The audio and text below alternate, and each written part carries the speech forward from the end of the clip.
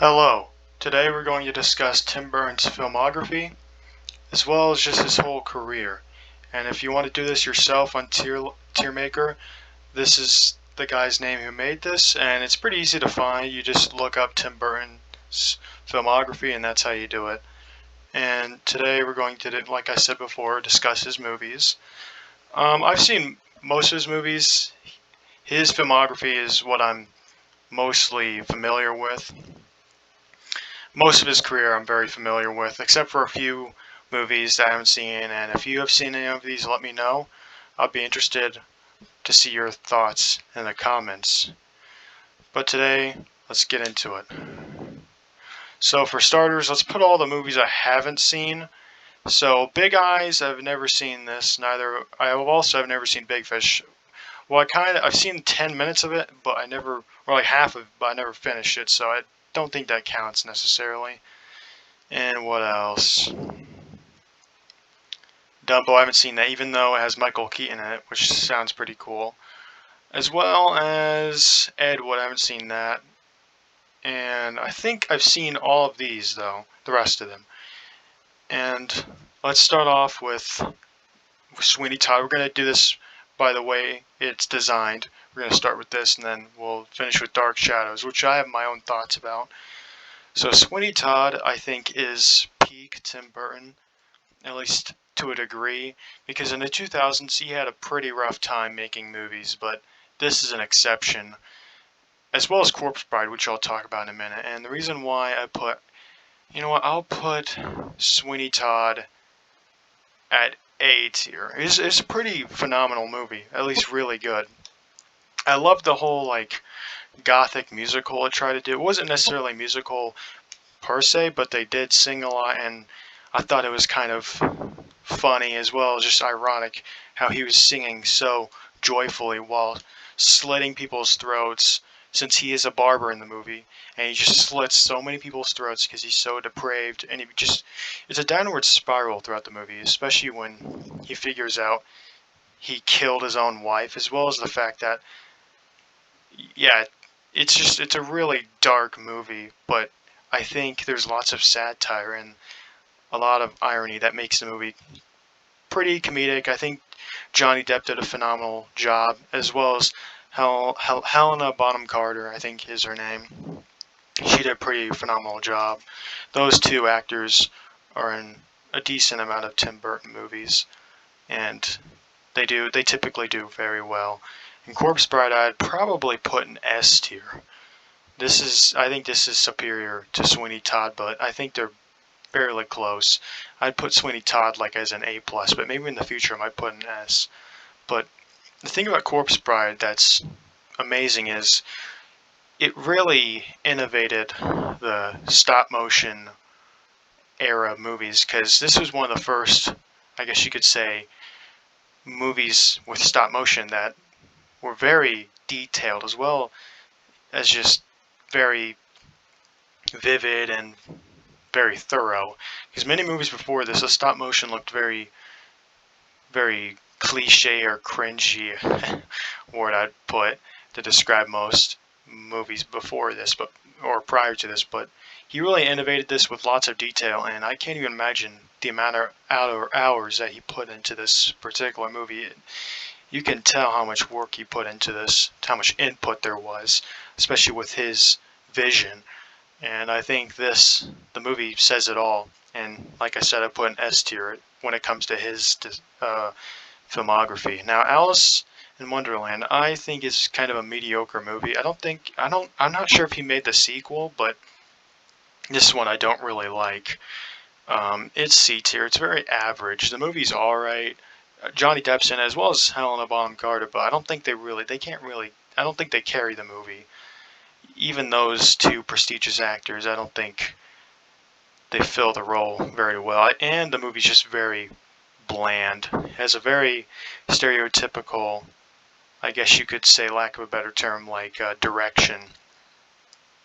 The climax doesn't really hit, as well as just the whole direction of the movie. Like I said before, it's not really cohesive, and that's why I put it in C. But it's not a bad movie. It's still enjoyable at parts, but There are a lot worse movies on this tier list compared to this, where especially Dark Shadows, which I will discuss. Sleepy Hollow. Now this is when he kind of starts to dive in his career. I think this kind of is one of those movies in his career that isn't that great, but I'd still probably put it at C tier. I think it was pretty cool, um, but I think it wasn't that great of a story. I liked Christopher Lee's appearance, and I thought his cameo was pretty funny, but he didn't really play a big role. And Johnny Depp, I think he's the best part of this movie, which he is for most of these movies. Even Alice in Wonderland, a movie that bland, I think he really carried the movie. Especially for Sleepy Hollow, he actually did a pretty good job. I think the rest of the actors, they weren't all that great, except for Christopher Lee. I think he did a pretty cool job with that very small scene. But besides that, I'd put it in C tier. The original Batman. Now, this may be a controversial take, but I would probably put it in D, simply because the sequel, Batman, the next Batman movie, is just way better. Batman Returns. It's the better sequel, and I think this movie, there's many flaws to it. I think Joker's arc is very boring. I think Jack Nicholson did a phenomenal job, but a lot of what happens in this movie is not very accurate to the comics, and you can clearly tell that Tim Burton focuses more on the cinematography rather than the storytelling, as well as just the script as a whole. I don't think he did a great job with the whole story and how Batman just kills like Joker. Batman typically doesn't kill. That's his whole outlook on life. He doesn't kill people, but in this movie, he kills so many people, as well as just puts so many people in harm's way, to the point I can't really advocate for this movie or watching it. I don't think it's a very great movie. But like I said, I think Michael Keaton and Jack Nicholson, those two actors did a phenomenal job. But I think the cinematography was really good, but every Tim Burton movie has great cinematography, as well as stop motion to an extent in some movies. But this movie doesn't really hold up, but I think the sequel is way better, and that's why I put it at D. And Edward Scissorhands, I think this movie is phenomenal. It's a very exquisite movie. With that big word, that's how I describe it. You know what? I think it goes next to Corpse Bride. I think it's earned its place there. Cemented its place there because Johnny Depp. This is what started the whole duo with Tim Burton and Johnny Depp. Their, I guess you could say, friendship. This movie solidifies how great they are together, and the music by Danny Elfman it's so amazing. It's so bittersweet. I think Danny Elfman did a really phenomenal job, and I think this is probably the best soundtrack out of the whole movies. I think the first Batman, this one, had a really terrible soundtrack with Prince, which Prince's music is pretty good, but not on that particular movie. But I think on Edward Scissorhands, especially with the cool cameo with Vincent Price, I think that was very bittersweet as well. And yeah, that was his final appearance before he died, but I think he did a very good job, Vincent Price, in that very brief scene. And as a whole, I think Edward Scissorhands started the great career of Tim Burton. I know there was other movies prior to this that were pretty cool, but I think this movie made him a household name. That's what I would say. And now another movie, Charlie and the Chocolate Factory. Now this is another polarizing take, I would say, but I'd put it in B tier. I thought it was a pretty solid movie, especially for his later career when he took kind of a nosedive in some regards. I think Johnny Depp, once again, he's in so many of these movies, basically half of them, but he did a great job in this movie. He really gave off a quirky vibe for Willy Wonka, and he really did a good job. And you can't even really tell it's Johnny Depp. That's how great of an actor he is. I thought it wasn't even him the first time I saw it, but what do you know? He was in the cast. But I think he was the best part of this movie.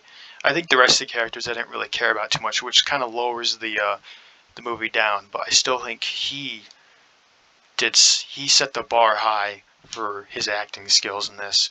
And so yeah, I'd put it in B tier. And enough said for that. This movie, I've only seen it once when I was like very little, but I thought it was very creepy. But I don't really remember it. It's not very memorable for me, so I put in C tier. But this one's probably the least I know, at least one I know besides like these. I've seen this, but I don't remember it that much. Very vague memory, which kind of says it all. But I will say, the visuals and the way the characters look kind of horrifying, but in a very funny way. Now, Batman Returns. This movie, I would put in S tier. Danny DeVito does such a great job, as well as Christopher Walken and Michael Keaton. Those three carry the movie. And the cinematography is so beautiful and artsy. It's very abstract. It's like, it's eye candy. The whole movie is eye candy. That's how I describe it. Candy for my eyes. And it's just, I'm speechless when I talk about this movie because it does so much right. And I know people will think this movie is inferior to the sequel or the first one, but I very much disagree. This is the only Batman movie that's from the 20th century I would come back to, because the rest of them are not as good in the 20th century. And I could do another tier list about that, but yeah, that Batman movie it's just amazing. It's way better than the other ones that came out in its time, especially in the 90s, in the late 80s, since I think the first one came out in the late 80s. But yeah, I think it's the best one out of the bunch in that time. And yeah, that's enough said for that movie. I'm speechless when it comes to it, and I could talk about it for a whole hour about the cinematography and the acting. But I think you should, if you see any of these movies, definitely see these four so far. Planet of the Apes. Ooh, talk about spiraling like out of control. This movie's horrible. This is just a downward spiral. Because this was made, I think, in the early 2000s with Mark Wahlberg, of all people. I could not see him in a Tim Burton movie. He's good in comedies, but this movie's not a comedy. And I think the way the apes look in this movie is it's horrid. It's absolute trash. It's just, oh, if all these movies I think are watchable to a degree, except for this movie. This is the only movie I think that's terrible that I've seen. I don't know about these movies, but this one, he's typically good at cinematography as well as just stop motion and having an artsy vibe and aesthetic to it. But this one is an exception in a horrible way, and it's terrible. And maybe it's because I've only seen it once, and my opinion has never changed since.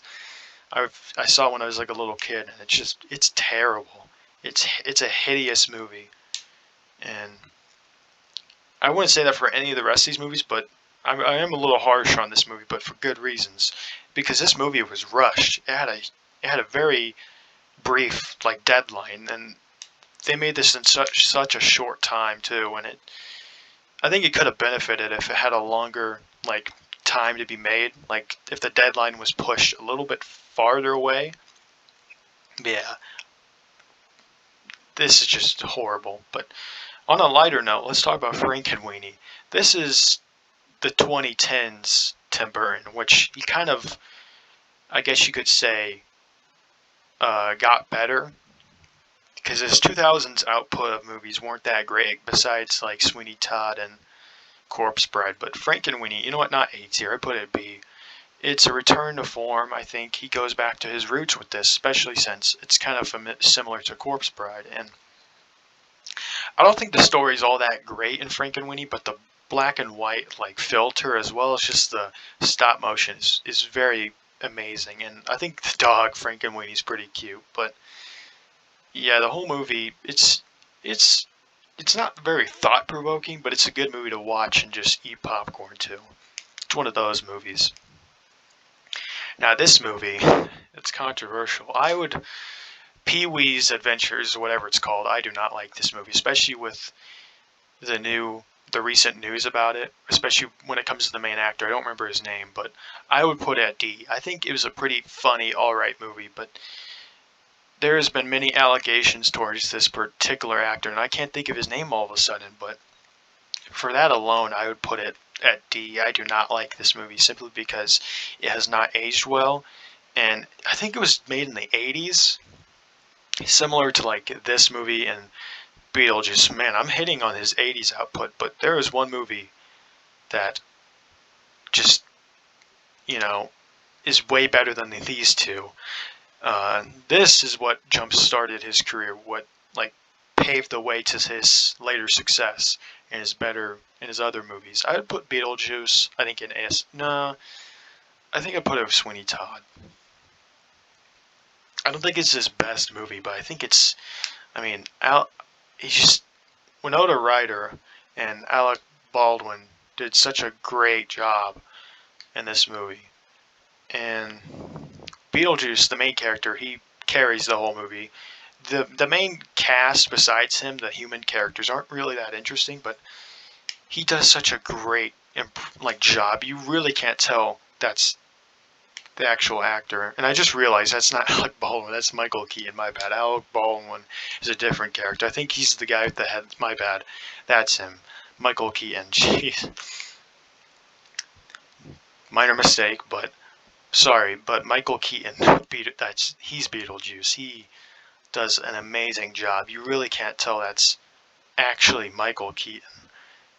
And especially with his makeup, they did such a great job with his whole suit, as well as makeup, as well as the clothing in this. And the special effects were way ahead of their time, especially with other movies like Hellraiser and movies like that that were made in the 80s. A lot of horror movies didn't have great special effects in the 80s, especially in the 70s too, but this is an exception, and the movie's kind of beautiful too, especially the house they live in. It has a very gothic vibe in the end, but yeah, these 5 movies are the best of Tim Burton. This is the identity of Tim Burton, if I were to say. This is the pinnacle of his movies. The peak, I would say. Even though they were made in different decades, I'd say these movies are his highlights. Now, the last 2 movies, I don't have much to say on this one. I love how Samuel Jackson's in it, which is pretty cool. I'm a huge fan of him. But I don't think this movie is not that great. It's very cliche, and it kind of borrows a lot of tropes of like other horror movies, especially teenage horror movies. I'm not a fan of those. But yeah, this movie's not that great. I'd put it C. It does look like he has a lot of bad movies, but like C and above, it's not bad at all. Especially, you know, these movies, obviously. But these 4 are just, they're alright, but they're not great. They're watchable. Now, Dark Shadows, this is another movie that is almost horrible, but I think the scene that saves this movie is Alice Cooper's cameo. I think that's hilarious, and the McDonald's jokes are kind of funny too, but everything else kind of falls flat. And he just looks so dead in this movie, Johnny Depp. This is probably Johnny Depp's worst movie, but I don't think I'd put it in F tier. It's not unwatchable, but it's disappointing. It could have been way better. I think the comedy could have been better, because it has a very comedic undertone to it, but I put it in D tier simply because it's not that great, especially for a Tim Burton movie. I'm very disappointed with it.